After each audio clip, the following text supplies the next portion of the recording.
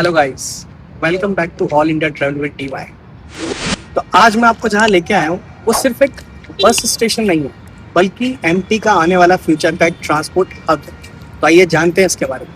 जी हाँ दोस्तों, तो मैं बात कर रहा हूँ देवी अहिल्या बस टर्मिनल, टांट्या भील अंतर्राज्यीय बस टर्मिनल की, ISBT की। और बिलीव मी, जब ये पूरी तरह बन के ऑपरेशनल होगा तब इंदौर की ट्रैवलिंग एक्सपीरियंस बिल्कुल मैक्स लेवल हो जाएगी। तो इसकी प्लानिंग कैसे हुई, आइए इसकी शुरुआत कैसे हुई ये हम जानते हैं। तो दोस्तों, पिछले कई सालों में इंदौर के सरवटे, गंगवाल, नवलखा बस स्टैंड पे पैसेंजर लोड जो है ना बहुत बढ़ता जा रहा था। ये फेस्टिवल, हॉलीडे, वीकेंड्स पे बहुत हैवी क्राउड देखने को मिलता था। तो इसी प्रॉब्लम को सॉल्व करने के लिए आईडीए जो है हमारी इंदौर डेवलपमेंट अथॉरिटी और राज्य सरकार ने डिसाइड किया कि शहर को एक ऐसे मॉडर्न इंटीग्रेटेड बस टर्मिनल दिया जाए जहां फ्यूचर की जरूरतों को ध्यान में रखकर प्लानिंग की जाए। बस यहीं से शुरू हुई इस मेगा प्रोजेक्ट की शुरुआत। तो आइए जानते हैं इस पूरे प्रोजेक्ट की कॉस्ट कितनी है। तो सवाल जो हर किसी के मन में आता है कि आखिर ये कितना खर्च जो है इस पूरे प्रोजेक्ट्स में लगाया गया।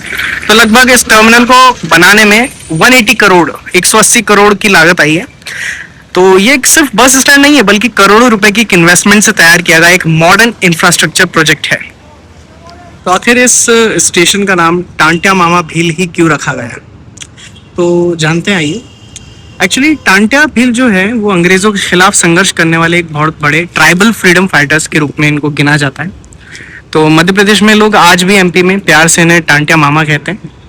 यानी इस प्रोजेक्ट के साथ हमारे इतिहास और हेरिटेज दोनों को जोड़ा गया है। तो आइए जानते हैं इस प्रोजेक्ट की सबसे बड़ी USP क्या है। तो फिर ध्यान से सुनिए। भारत में बहुत कम ऐसी लोकेशंस है जहां पर आपको एक ही जगह पे इंटरनेशनल बस लेवल जो बस टर्मिनल है और उसके साथ में यह जो मेट्रो स्टेशन है, ये मेट्रो स्टेशन और यहाँ पर आने वाला फ्यूचर बस टर्मिनल जो है, बस टर्मिनल के साथ में एक मेट्रो टर्मिनल हो गया और एक रेलवे स्टेशन फ्यूचर में आने के लिए जो एक ही जगह आपको मिल जाए, और वो भी सुपर कॉरिडोर जैसी फास्ट डेवलपिंग रोड कनेक्टिविटी सब एक साथ देखने को मिले, ऐसी बहुत कम ही जगह अवेलेबल है। के कॉन्सेप्ट को कहते हैं मल्टी मॉडल ट्रांसपोर्ट हब। तो इस तरीके के योजना को ध्यान में रख के, इस प्लानिंग को ध्यान में रख के, which is called multi modal transport hub को ध्यान में रख के इस जगह को पूरी तरह बनाया गया। यानी एक ऐसी जगह जहां अलग अलग ट्रांसपोर्ट सिस्टम एक दूसरे से सीमलेसली कनेक्टेड होते हैं। तो अब अगर बात करेंगे यहाँ कौन कौन सी फैसिलिटीज आपको मिलने वाली है, तो ये टर्मिनल किसी भी एयरपोर्ट से कम फील नहीं होने वाला है आपको। यहाँ आपको मिलने वाले हैं बहुत huge waiting lounge, AC passenger area, food court, shopping space, medical facilities, digital information display, CCTV securities, large parking area, multiple bus bays आपको यहाँ पे मिलने वाला है। तो यहाँ रोजाना लगभग 1400 से भी ज्यादा बसों को ऑपरेट करने की जो है कैपेसिटी रखी गई है। यानी आने वाले समय में लाखों पैसेंजर यहाँ से ट्रेवल कर सकेंगे इजीली। तो सबसे बड़ा क्वेश्चन कि ये प्रोजेक्ट अभी तक शुरू क्यों नहीं हुआ है आम जनता के लिए, तो आइए जानते हैं। तो इतना शानदार टर्मिनल बनने के बाद भी अभी तक पूरी तरह ऑपरेशनल क्यों नहीं हुआ है। असल में बिल्डिंग काफी समय पहले ही तैयार होकर बन चुकी थी। Operational management, route shifting, agency allotment जैसी एडमिनिस्ट्रेटिव प्रोसेस की वजह से इसकी शुरुआत में डिले होता जा रहा है। अब इसे जल्दी शुरू करने की प्रिपरेशंस तेजी से चल रही है। तो आई होप सो ये फ्यूचर में जल्दी से स्टार्ट होने वाला है। तो आइए बात करते हैं सिंहस्थ 2028 में क्या तैयारियां की गई है इस प्रोजेक्ट को लेकर। बात करते हैं फ्यूचर की।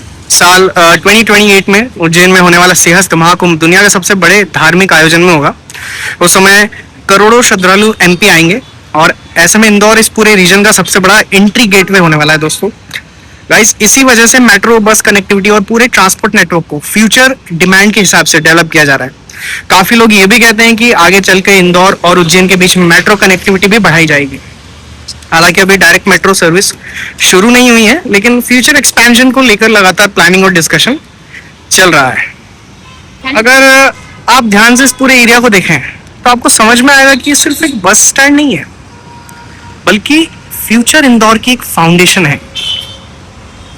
आज यहाँ डेवलपमेंट दिखाई दे रहा है, लेकिन आने वाले 10 से 15 साल में यही जगह इंदौर का सबसे बिजिएस्ट ट्रांसपोर्ट हब जो है वो बनने वाली है। और शायद उस समय लोग कहेंगे यही इंदौर का नया चैप्टर जो है शुरू हो रहा है।